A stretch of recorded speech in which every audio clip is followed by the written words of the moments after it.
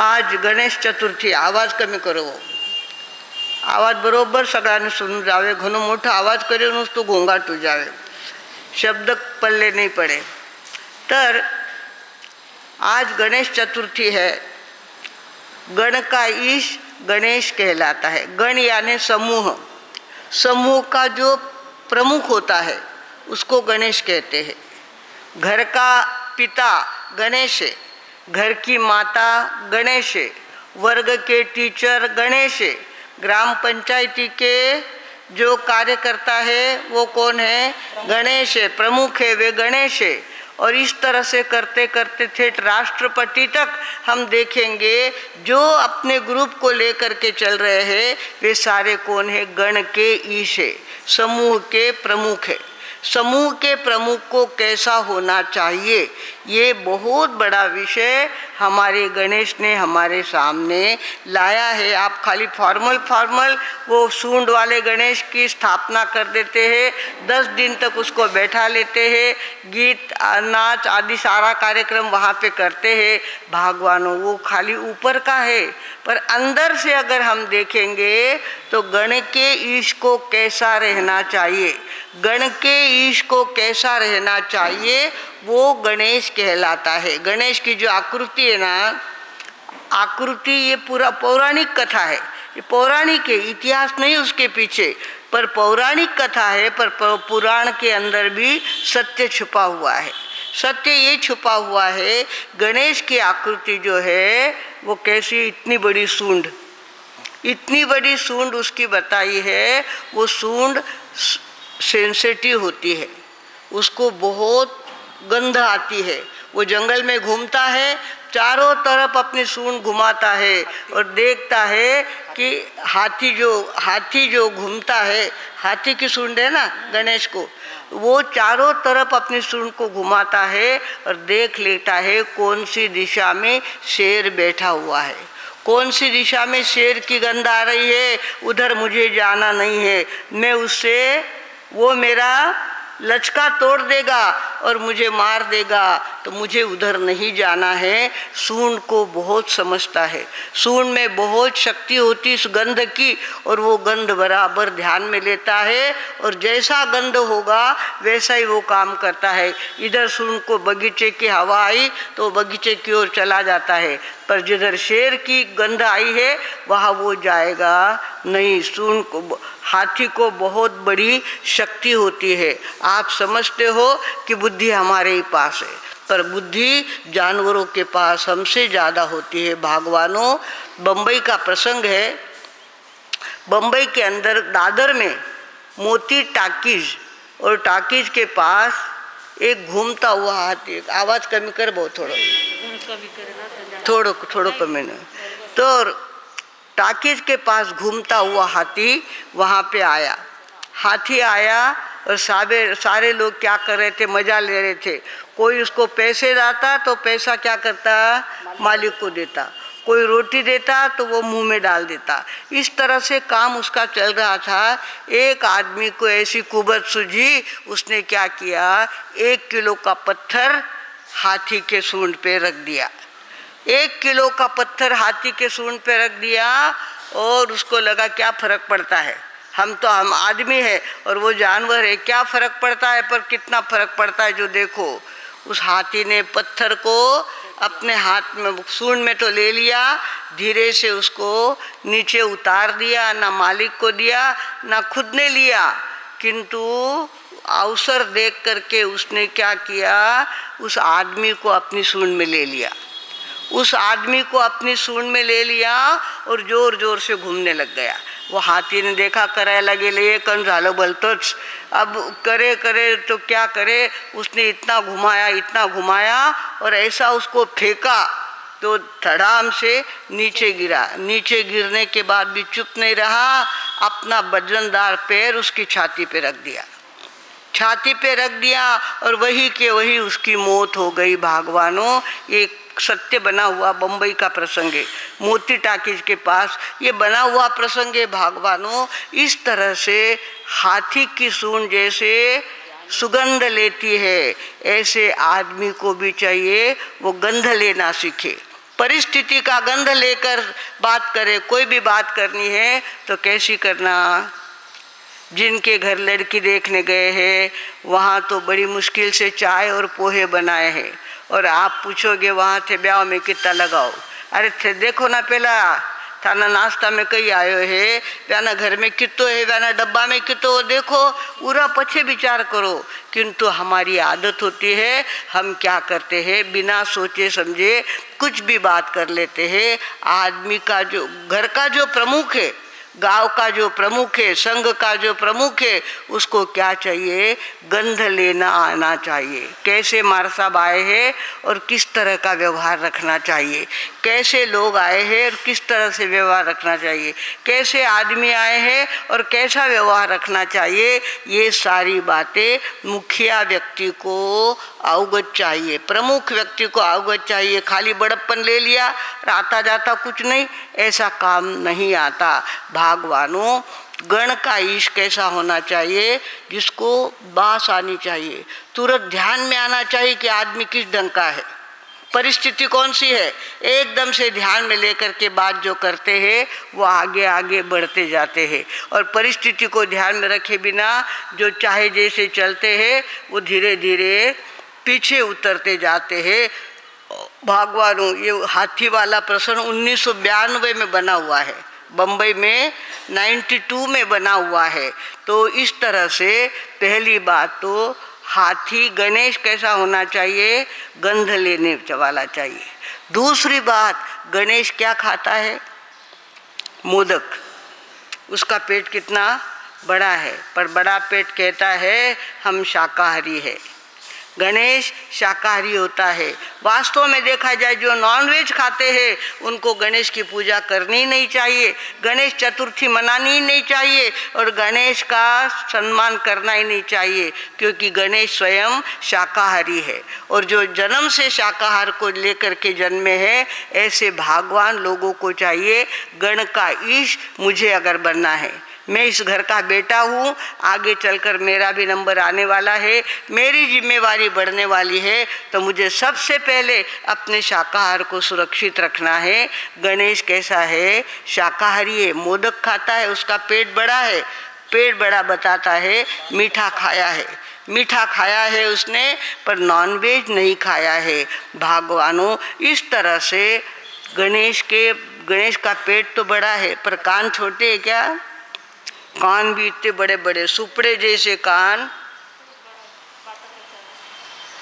तो क्या कहा है, कान कैसे होते हैं, सुपड़े जैसे कान होते हैं।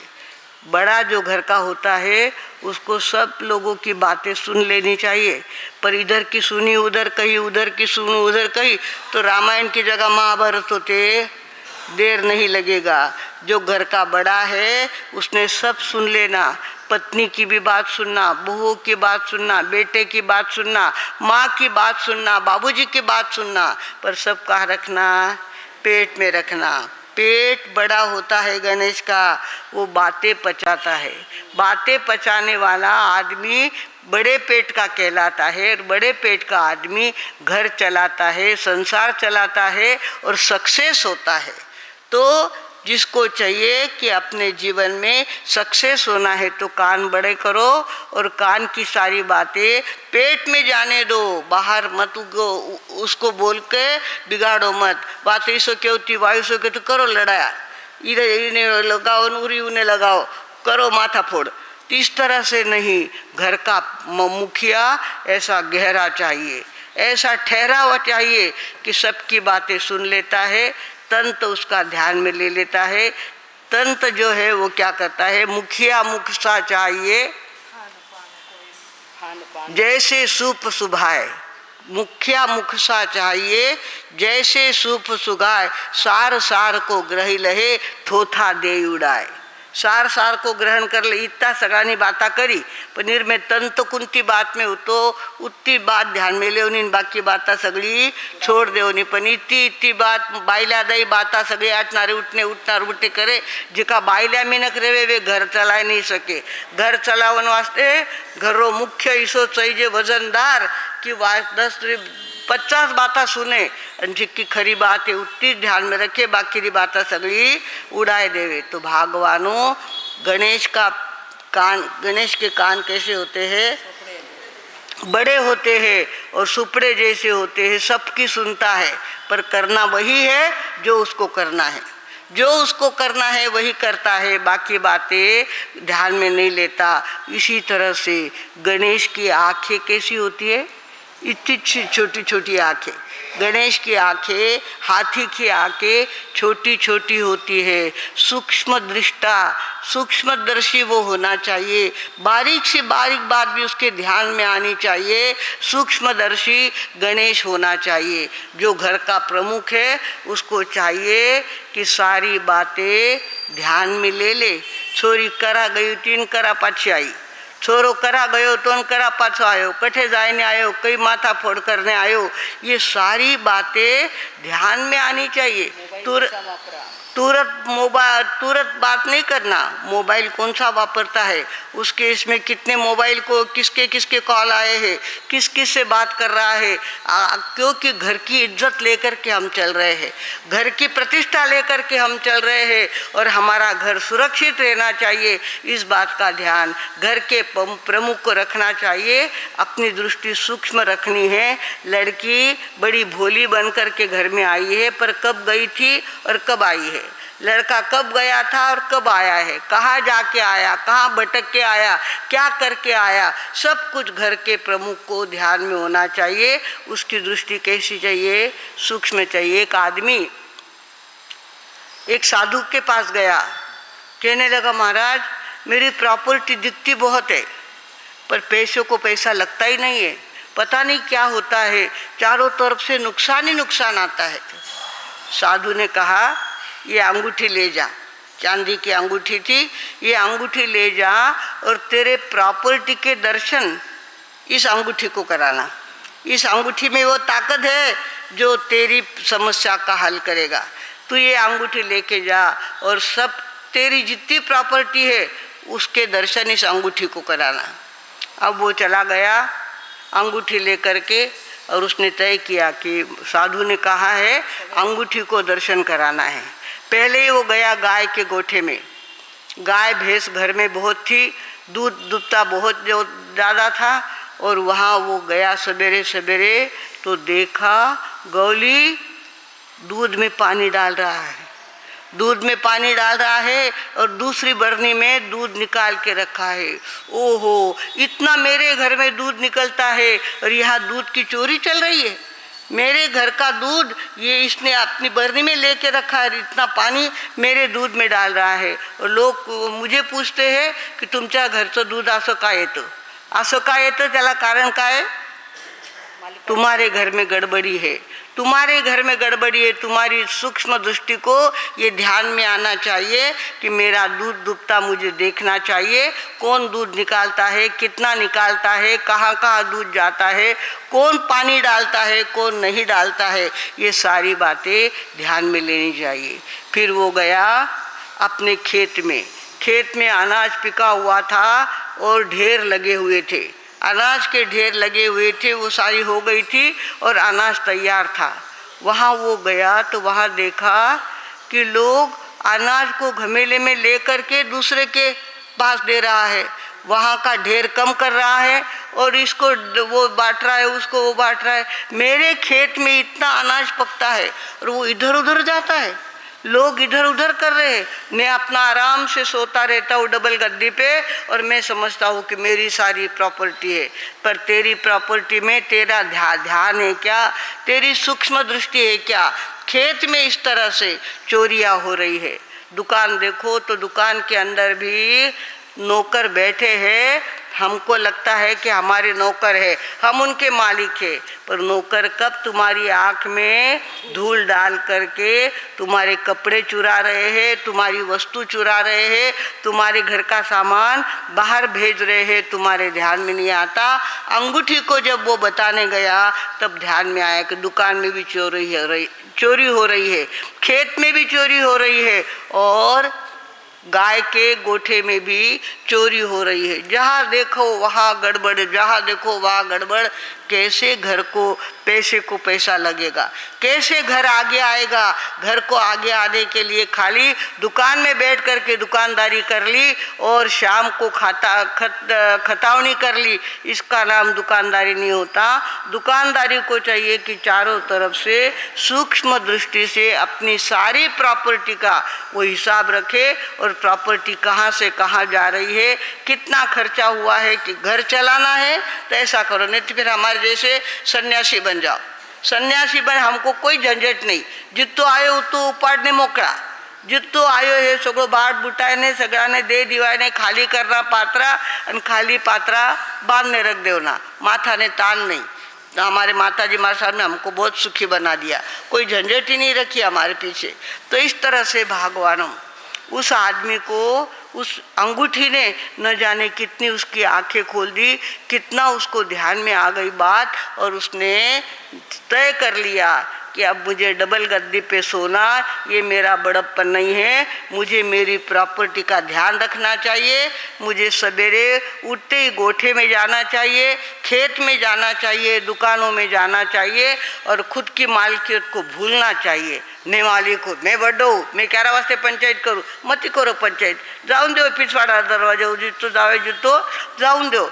सबको खुद को जो बड़ा समझता है ना वो लूटा जाता है, सबको खुद को बड़ा समझता है वो लूटा जाता है, और खुद को छोटा समझकर सारा काम करने की तैयारी रखता है, वो कब आगे बढ़ गया इसका पता भी नहीं लगता। भगवानों तो गणेश की आँख कैसी होती है, छोटी होती है, और उसी तरह से गणेश के हाथ पैर कैसे होते, हाथ पैर बहुत छोटे होते हैं, उसका पेट इतना बड़ा है, मांडी इतनी बड़ी है, पर हाथ पैर उसके बहुत छोटे हैं। मतलब जो गणेश होता है वो वर्कर नहीं होता, गणेश को वर्कर नहीं बनना चाहिए।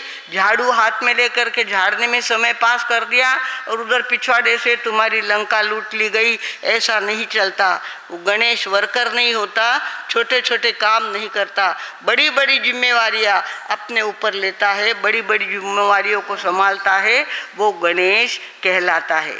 भगवानों गणेश की अपनी एक आकृति है, वो कहती है गण के ईश को कैसा रहना चाहिए, जो ग्रुप का मुखिया है उसको कैसा रहना चाहिए, ये उसके अंदर बताया है। और गणेश का वाहन क्या है, अब कहा गणेश की आकृति और कहा वो चूहा, आप विचार करो इतना सा भी तालमेल बैठता है क्या, कुछ भी तालमेल नहीं है, पर बहुत बड़ा तालमेल है। चूहा क्या करता है, घर के कोने कोने में पहुंचता है, डब्बे डब्बे के पास चूहा जा सकता है, चाहे जहाँ डब्बे अनाज का डब्बा होगा उसके अंदर उतर जाता है, कपड़े के तागे होते उसके अंदर उतर जाता है। चूहे को हर जगह पहुँचना बहुत आसान होता है, बहुत सरल होता है। ऐसे गण का जो मुखिया है गणेश है, उसको चाहिए कि वो कोने कोने का ध्यान रखे, अपने घर के कोने कोने का ध्यान रखे। चाले चालन दो, आइए बाबा करे है, टाबर खेड़े है, नहीं ऐसा नहीं। गणेश का वाहन चूहा है, चूहा कहता है हर कोने में तुझे पहुंच जाना चाहिए। किसका लव लेटर किसकी किताब में पड़ा है, कौन उसको सहायता कर रहा है, तुम्हारी बेटी किसको लव लेटर लिख रही है, तुम्हारा बेटा किससे लव कर रहा है, और कल तुम्हारे सामने प्रसंग आएगा तब छाती माथा कूटना ही बाकी रहेगा।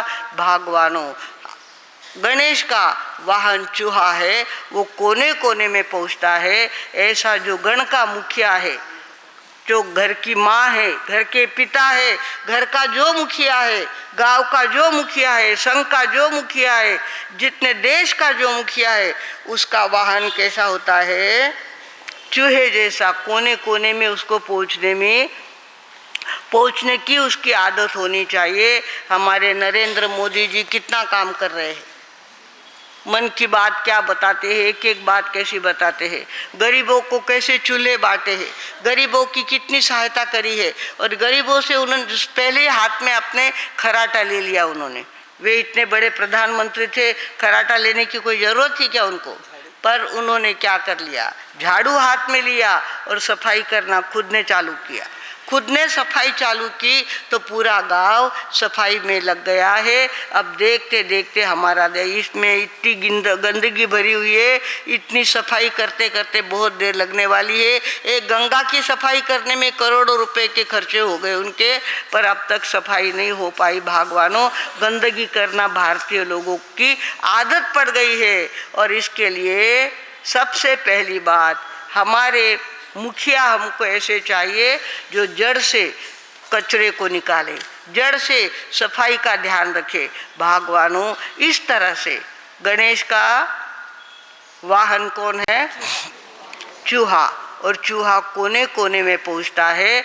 ऐसे हमें भी चाहिए, हम कोने कोने में पहुँचे। हमारा चौमासा हो रहा है, भीड़ यहाँ पे इकट्ठी हो रही है, लोग आ रहे हैं, जा रहे हैं, किंतु हमको सारा ध्यान रखना है। संघ के चौके से लेकर यहाँ तक की सारी बिल्डिंग में क्या क्या कहाँ कहाँ कौन कौन क्या क्या काम कर रहा है, सारी बातें याद रखना गण के ईश का परम कर्तव्य होता है। भगवानों, इस तरह से हमें चाहिए कि हम अपनी जिंदगी में गणेश बनने का ध्यान रखें। गणेश बड़ा तो बन गया, मैंने कोई पूछे को नहीं, मारो कोई ध्यान रखे, थारो ध्यान तू रख, सगारो ध्यान थारो ध्यान कहीं रखे, थारा ध्यान में सगली बात चाहिए, थने ध्यान रखता आयो चाहिए। भगवानों, इस तरह से अगर हम आज गणेश की पूजा करने वाले हैं, आप लोग गणेश की स्थापना करेंगे। सुख करता दुख हरता वार्ता विघ्नाची, नुरवी पूर्वी प्रेम कृपा जयाची, सर्वांगी सुंदर उठी शेंदुराची, लंकी झळके माळ मुक्ता फळाची। जय देव जय देव जय मंगल मूर्ति, हो श्री मंगल मूर्ति। दर्शन मात्रे मन, स्मरणे मात्रे मन, कामना पूर्ती। जय देव जय देव। रत्न खचित फरा तुझ गौरी कुमरा, चंदनाची ओटी कुमकुम केशरा, हिरे जडित मुकुट शोभतो भरा, रुणझुणती नूपुरे चरणी गागरिया। जय देव जय देव जय मंगल मूर्ति, हो श्री मंगल मूर्ति। दर्शन मात्रे मन, स्मरणे मात्रे मन, कामना पूर्ती। जय देव जय देव।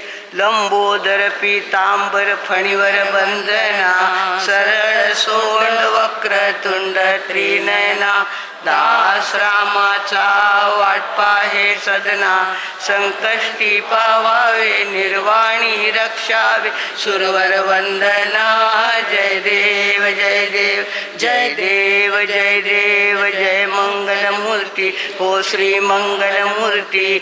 दर्शन मात्रे मन, स्मरणे मात्रे मन, कामना पूर्ति। जय देव जय देव। इसी पिंपळगाव के चौथे वर्ग में हम पढ़ रहे थे, हमारे जगताबाई थे, आम्हाला आरती करायला लावायचे, ते गणेशाची पूजा करायचे, आम्हाला सांगायचे तू म्हण लीला तू म्हण। इस तरह से हमको कब याद हो गई वो आरती, पता भी नहीं चला। भगवान इसी पिंपळगाव में सीखा हुआ है। भगवानों, यहाँ भी बहुत अच्छे हमारे टीचर थे, सांगायचे गोल वाट्या काढायच्या आणि सरळ दांडी घ्यायची, गोल वाट्या काढायच्या आणि सरळ दांडी काढायची, म्हणजे अक्षर चांगले येतात। वाकड्या ताकड्या दांड्या काढल्या तर अक्षर बिगड़तात। इस तरह से हमको बचपन से यहाँ सिखाया गया और यहाँ जब देख रहे हैं वही पिंपळगाव प्रगति कर रहा है। चारों तरफ प्रोग्रेस ही प्रोग्रेस नज़र आ रही है। बिजनेस में प्रोग्रेस है, वर्तन में प्रोग्रेस है, हमारी बहुएं सारी अपने डिसिप्लिन में रह रही है, कोई फालतू बात यहाँ पे नहीं होती। ये पिंपळगाव का वैशिष्ट्य है। यहाँ की गुजराती लड़कियों ने दीक्षा ली है, मारवाड़ियों ने दीक्षा ली है, कितनी तो दीक्षा इस गांव में हो गई है। भगवानों, ये भगवान गांव है, यहाँ की मिट्टी में बहुत ताकत है, यहाँ की मिट्टी में बहुत शक्ति है। करने वाला चाहिए, यहाँ बहुत कुछ कर सकता है। देखो, पुराने थानक का नया थानक बना दिया, और कैसा थानक बनाया है, पूरा गांव यहाँ पे एक परिवार की तरह इकट्ठा हो जाता है। शाम को प्रतिक्रमण में इकट्ठा, व्याख्यान में इकट्ठा, और जब चाहो तब सारे लोग इकट्ठे हो जाते हैं, जैसे एक परिवार के लोग हैं, ऐसा ध्यान में आता है।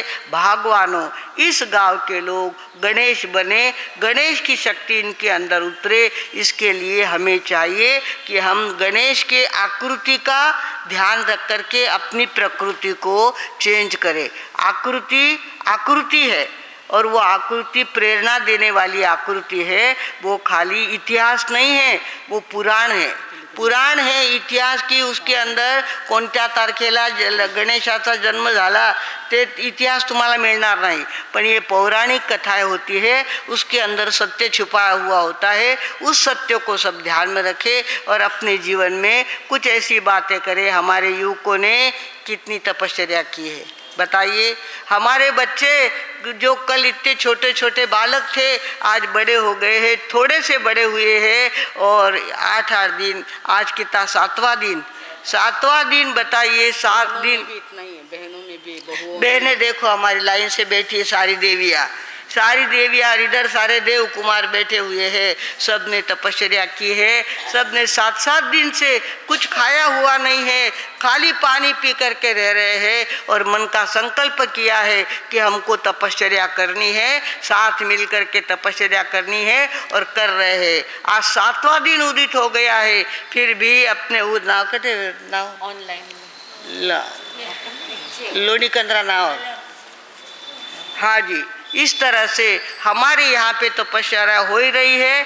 पर जहाँ लोनीकन में लोगों का समाज नहीं है, वहाँ गौशाला सिर्फ है, और वहाँ आजू बाजू के पंचक्रोशी में लोग रहते हैं, तो वहाँ भी तपस्या हुई है। देखो उदया रुपेश जी सेठिया, उसको आज 10वां उपवास है। संकित कुमार संजय जी बलदोटा 7वां उपवास है। शीतल अभय जी बम्ब, इसको 7वां। सौभाग्यवती स्मिता अभय जी गांधी, जिसको 7वां उपवास। चैताली आदेश जी सोलंकी, आज 7वां उपवास। और सौभाग्यवती प्रज्ञा कपिल कुमार जी सुराना, इसको 7वां उपवास। और जैनम सचिन जी सेठिया, आज 5वां उपवास है। 14 वर्ष का वो है, और उसको आज कितवा उपवास है?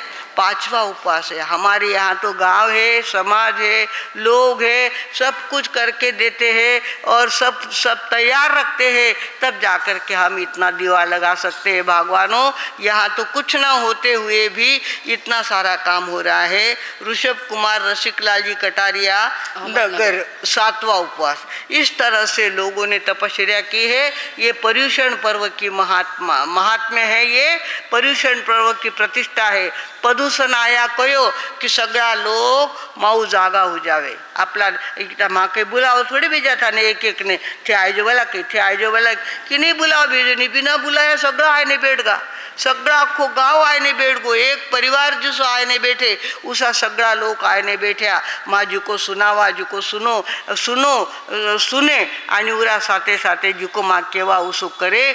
भगवानों, इसको बहुत पुण्याई लगती है, बहुत पुण्य हमारे है। हमको जन्म से ही साकार और नौकार मिला, और उसके साथ साथ वो पाया इतना मजबूत है हमारा, उसके ऊपर हमारा महल आगे से आगे बढ़ता गया। भगवानों, इस गांव की प्रगति देख करके हम बहुत ज़्यादा प्रसन्न हैं, राजी है, खुश है। और अंतर कहता है, मातीला वंदन एथल्या, मातीला वंदन, मातीला वंदन एथल्या, मातीला वंदन।